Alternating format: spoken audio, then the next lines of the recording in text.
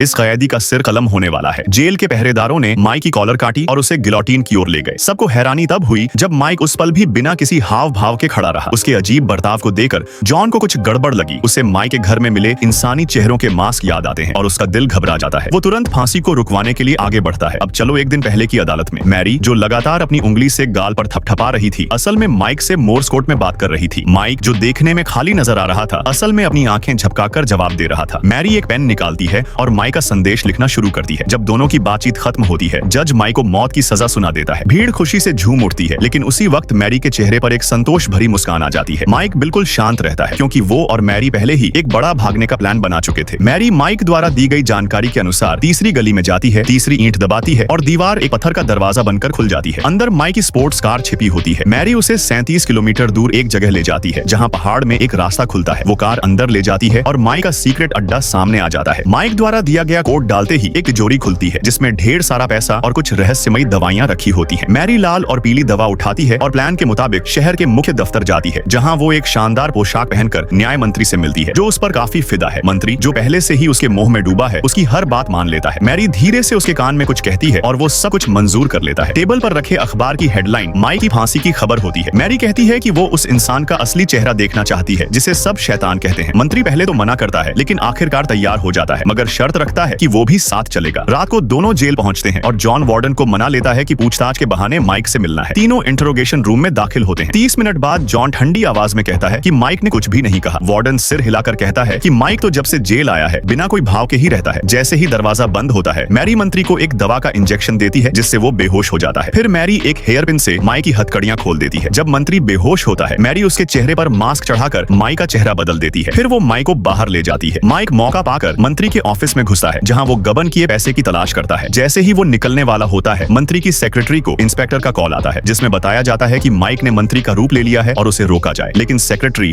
उसे किसी ठगी की कॉल समझकर गुस्से में काट देती है। माइक, जो सब सुन रहा था, जल्दी से वहां से भागता है। उस पुलिस वाले के सामने से निकलता है जो उसे पकड़ने आया था। फिर वो बाहर निकलकर मैरी की कार में बैठता है और दोनों वहां से निकल जाते हैं।